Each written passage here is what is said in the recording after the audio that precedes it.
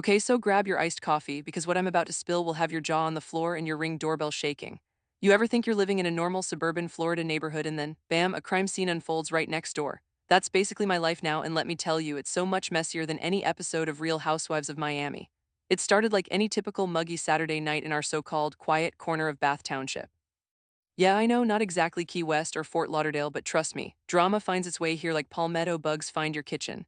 I'm sitting on my back porch trying to ignore the neighbor's yappy Pomeranian named Gucci because, of course, when suddenly there's this weird thump from across the street. Not fireworks too early for 4th of July and definitely not thunder. Then I hear it, laughter, loud as hell, like Club on South Beach loud.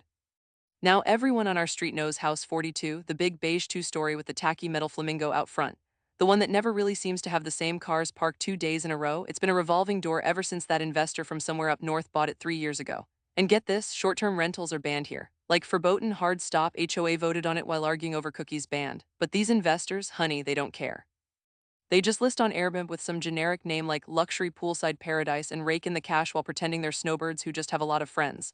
Please. So anyway, I see these teens flooding into House 42. Teens in packs, it's barely sundown and their music is already shaking my wedding china. My group text with Linda and Marcia lights up. Anyone see what's going on across from you? Looks like another Airbnb party. Didn't we ban those after the last time? Oh yes, the last time. Let me rewind for just a second because this is important. 5 years ago, we had another huge party at this exact same house, back before the ban was official, where someone let off a gun in the backyard and cops swarmed in like alligators to a raw chicken buffet. After that disaster and 2 weeks of news vans parked everywhere, our town went full scorched earth and shut down all short-term rentals. Zoning laws got stricter than Miami beachwear. Yet here we are again, deja vu with better Instagram filters. By 10 p.m., the street looks like spring break came early. Ubers dropping off kids in neon crop tops and snapbacks, dudes carrying coolers bigger than my oldest son's college debt. I try to mind my business, but then someone sets off a Roman candle in the front yard and I about drop my Pinot Grigio. I know I should call someone, maybe even the HOA president if she ever answers her phone, but part of me just wants to watch the train wreck unfold. Then midnight hits. First it's yelling sharp enough to cut through the bass lines thumping from inside 42. Then there's a pop pop pop sound that makes every muscle in my body lock up tighter than Marsha's face after her last round of Botox. 9 shots ring out. 9. Flashing blue lights are painting my living room walls before I can even process what's happening. Now it's chaos, kids screaming, scattering across lawns like lizards when you open the garage door at dusk. Some jump fences into backyards, including mine, thanks for trampling my begonias. Others pile into cars that peel out so fast they leave tire marks on the street. And then I see it, bodies on the ground outside House 42. Not one, not two, 9 teenagers lying there or hunched over each other while their friends scream for help. My hands are shaking so bad I can barely dial 911, but it doesn't matter because sirens are already wailing from every direction, the sound echoing off palm trees and stucco walls. I peek through my blinds while trying not to hyperventilate. Police tape goes up so fast it's like magic. Paramedics swarm over those poor kids while neighbors, including me, huddle in bathrobes trying to process what just happened in our supposedly peaceful paradise. The whole street becomes an open-air soap opera set, half of us glued to our windows, half whispering wild theories about what went down. One neighbor says she saw a kid with a gun running toward the canal, another claims it was gang-related. Linda insists she heard someone shout, "Shots fired," before ducking behind her hydrangeas like she was storming Normandy Beach. No arrests that night, or any night since actually, which just adds fuel to the rumor mill fire. But here's where things get even more Florida-level unhinged. Turns out Bath Township already had an Airbnb shooting back in 2017 at this very house. You'd think after that kind of disaster we would have learned, but nope. Somehow this place slipped right back onto Airbnb under everyone's noses and started raking in cash again for some out-of-state owner who probably hasn't set foot here since closing day. When local news crews show up Sunday morning, before I can even brush my teeth, our entire street becomes famous for all the wrong reasons. Cameras everywhere, zooming in on police tape, blood stains by the mailbox, dazed teenagers giving interviews with eyes redder than Key West sunsets after a rum punch bender. Suddenly our HOA Facebook group explodes, everyone blaming everyone else for not spotting this sooner or calling sooner or doing something before disaster struck twice in 5 years at literally the exact same address.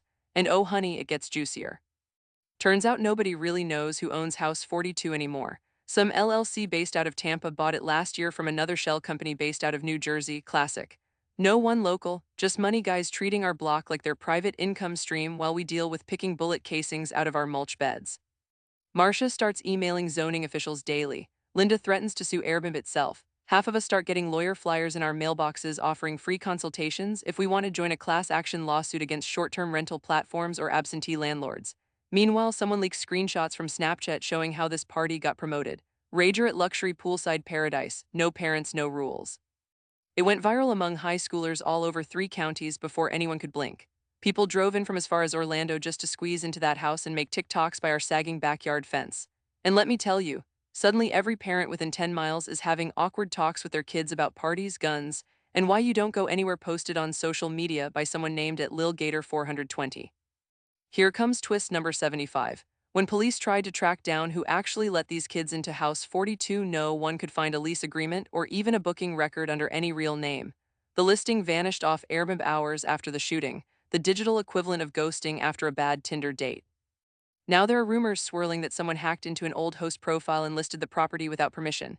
Or maybe an ex-employee at one of those rental management companies is running some under-the-table side hustle. Every theory is wilder than the last, and honestly at this point nothing would surprise me except maybe if actual Florida man parachuted onto our lawn holding a gator as his emotional support animal. The fallout? Oh honey, it lasted weeks. Cops camped outside House 42 day and night looking for clues or suspects, or whatever else they do besides drink Dunkin' Donuts coffee, while blocking my driveway with their cruisers for hours at a time. Thanks for making me late to Pilates.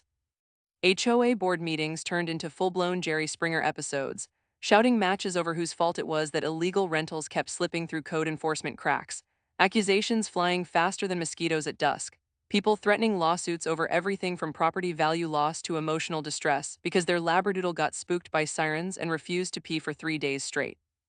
Real estate agents started cold calling everyone within 5 blocks offering special deals if we wanted out before property values tanked. One guy even left an actual business card wedged between my screen door with "Sell now before another shooting" printed in red marker on the back. I mean classy. But wait, there's more. Next week, one enterprising neighbor, who shall remain nameless but rhymes with Brenda, put up an enormous sign on her lawn reading "No AI Airbnb zone, owners only," complete with blinking Christmas lights around the border so everyone driving by could see exactly how mad she was about all this. Local news loved it, HOA did not, and then came the city inspectors. Clipboards galore. Suddenly, every little thing was being cited, from mailbox heights to fence paint colors, all because someone finally realized how many houses might be quietly violating zoning laws under everyone's noses while pretending they were grandfathered in from some ancient deed restriction written during Prohibition or something equally irrelevant. Meanwhile, inside my own house, nonstop stress eating key lime pie bars while trying not to imagine what might happen if another party broke out next door before anyone managed to actually enforce anything. Texts flying back and forth between neighbors. Me. Is anyone else seeing weird cars again tonight? Linda, pretty sure that white Kia has circled twice. Brenda, should I call code enforcement again or just park my golf cart sideways across their driveway? Marcia, if another party starts, I'm calling Channel 7 first. It was exhausting and hilarious and terrifying all at once. Classic Florida chaos where every solution creates 3 new problems before breakfast hits your plate. And don't even get me started on insurance drama. My premiums shot up faster than sea level rise after Hurricane Irma. State Farm sent me so many warning letters about increased risk due to neighborhood incidents. I could have wallpapered my powder room twice over if I'd been feeling especially vengeful or tacky. Meanwhile, every agent worth their salt started whispering about blacklists, rumors that certain zip codes were being flagged by insurance companies and mortgage lenders as too risky unless you could prove you weren't running an Airbnb or letting strangers throw ragers until sunrise every weekend. Great news for anyone hoping to retire here someday, not. But here's where things hit absolute peak flopita. A week after all this drama explodes into public view, I get an anonymous letter slid under my door late at night. It smells faintly like cologne and desperation, with only 7 words written on scrap paper. Keep quiet about 42 if you're smart. I swear my heart stopped cold as Publix key lime pie filling. I mean, who does that? Was it just some bored teen trying to freak us out or something way shadier? Suddenly, I'm double-checking locks twice before bed and telling my husband not to answer any calls from numbers he doesn't recognize, even if they claim they're selling Girl Scout cookies. Linda thinks it's just leftover drama from some dumb TikTok dare, but Marcia is convinced we're dealing with organized crime disguised as vacation rentals. I'll let you guess which theory keeps me awake at night longer. But either way, now half our block is installing extra security cameras faster than hurricane shutters during storm season. The next HOA meeting was standing room only chaos. One guy waving printouts from Airbnb's website insisting there must be hundreds more illegal listings hiding behind fake names. Another neighbor sobbing about how she doesn't feel safe letting her grandkids play tag outside anymore. Brenda storming out halfway through after accusing everyone else of conspiring against her homemade sign campaign. At least someone's doing something around here. Code enforcement finally showed up too, with 2 whole officers instead of just one clipboard-wielding intern. and promised us they'd get to the bottom of how House 42 managed to slip through legal cracks twice, though nobody seemed especially reassured given their track record so far. Remember last year when they couldn't even find Brenda's missing recycling bin? Meanwhile, rumors kept swirling about whether anyone would actually face charges, or whether Airbnb itself might get sued by angry neighbors still picking shotgun pellets out of their azaleas 6 weeks later. And then, in true Florida fashion, the city council announced they'd be holding emergency public hearings about short-term rentals for community safety. Half our block signed up to speak. Linda even practiced her speech 3 times in front of her bathroom mirror. We demand action and free donuts. But when the day rolled around, all anyone wanted to talk about was whether our property values were doomed forever, and whether Brenda would agree to tone down her sign decorations before Christmas rolled around again. But here's where everything takes its final soap opera turn. Police finally released security cam footage, the kind that normally only gets shown on Dateline specials hosted by people with suspiciously perfect hair. And suddenly everyone realizes something nobody expected. The guy seen unlocking House 42 before midnight isn't anyone who lives there or anyone we've ever seen before on this block, but he is wearing a jacket embroidered with one word in bright gold letters. Ironic as hell. Realtor, Q Collective gasps louder than hurricane force winds across half of Bath Township, because now every single real estate agent within 50 miles is scrambling to deny any connection while neighbors start whispering about secret side hustles gone wrong and whether anyone can be trusted anymore, not even people who promise you granite countertops and peace of mind. So yeah, I guess you could say things around here are just heating up again, and honestly, the next chapter could drop any minute because nobody knows who will show up next at House 42, or what kind of chaos will follow them through that infamous front door.